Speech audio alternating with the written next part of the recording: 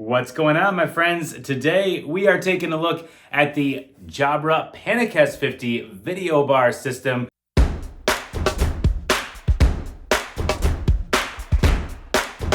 We're going to be doing a very brief unboxing. As you can see, we won't be spending a lot of time on the outer shell because there's not a lot going on here. As it says up front, it's what's on the inside that counts. Little eco-friendly play there. But we'll be taking all the contents out of the box, doing a brief overview of the system, and in future videos, we're gonna be putting it all together, demoing the setup, as well as demoing the use in a Microsoft Teams Rooms or Zoom Rooms environment. So without any further gabbing, let's go ahead and set this thing down and get all the pieces out of the box. Once you've cut the packaging tape up here that holds it all together, you can simply lift these two flaps up and we open the top of the box. Right up top, you'll notice that we've got a simple three-step approach. Now, the first step seems to be missing, and that's because it's sitting right here on this insert. Step one is the positioning guide. This not only tells us and shows us how to position the video bar itself at the front of the room, but it also serves as a positioning guide, a template, if you will, that you can put up on the wall so you know exactly where to drill your holes and line up the bar with the display. It also gives you the distance to the screen. With step one out of the way, you see step two is the video bar connection.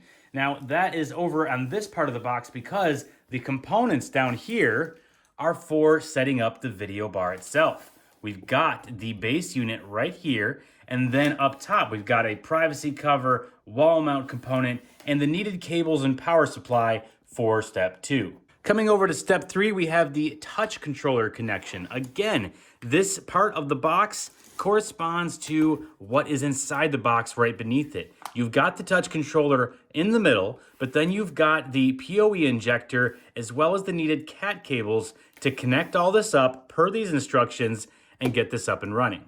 Now, if a three-step process wasn't simple enough, you've got a QR code right here on the screen. You can use that for a more detailed setup guide. Now, for step one, again, we've got the base unit, the bar itself. We pull that out, and as you can see, there's a lot of protective outer packaging on it. So we'll pull this protective cardboard sheath off, both ends, and then we've also got a plastic wrap around the three 4K 13 megapixel cameras that sit at the front of the device. And flipping the device around to the back, we'll come in for a closer look, take a look at all those ports. We've got a mounting system that we'll get into a bit more detail on in a few moments. And that is the base unit for the PanaCast 50 video bar system. In the step two section, we've got a privacy cover. Again, got some protective film on here. And this will optionally sit right over top of the three cameras on the base unit. We've got the included wall mount here and a protective plastic. Now, this is included with the PanaCast 50 video bar system, but this is one of three different options for mounting. You've got the table mount, which allows you to set the device on a surface at the front of the room, or you've got the screen mount, which will allow you to mount the device directly to your display or displays.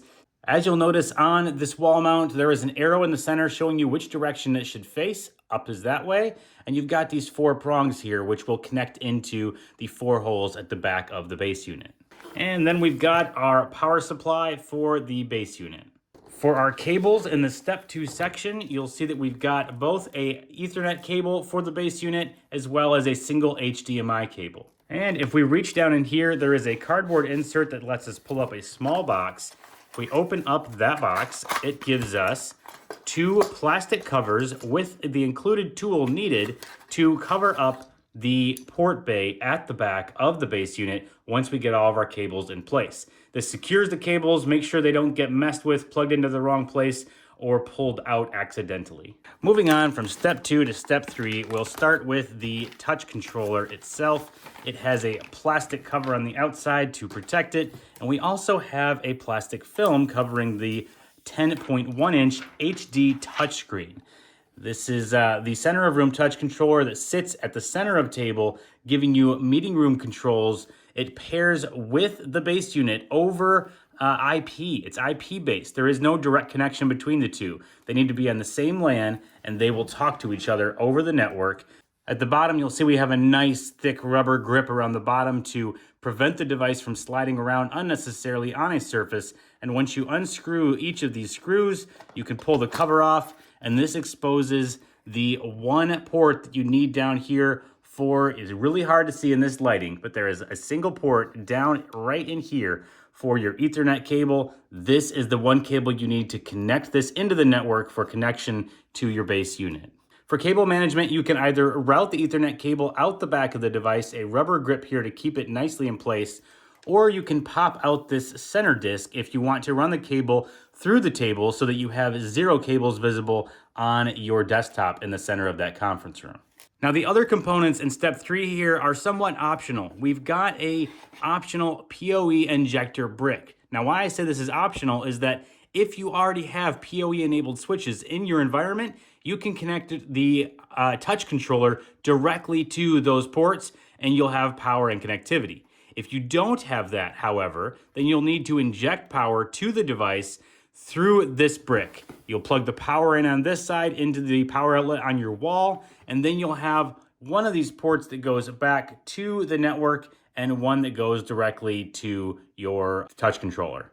And for our provided cables, we've got a nest of them here in step 3. You've got the power that is needed for the base unit, power cable needed for that optional PoE injector, and then 2 category cables that would be used for that optional PoE injector. One going back to your LAN and the other going directly to the touch controller. And who can forget all the very exciting documentation that comes with a new tech device. And with everything in the box unboxed and laid out on the table, you can see we've got all the components here. The 2 components that are visible in your room, your touch controller and your base unit, and then the cables that are needed, as well as the mounting equipment and optional privacy covers for getting everything connected and up and running. And there it is, a very simple 1, 2, 3 unboxing and setup process. In this video, we obviously didn't go through the actual setup. That's for a future video.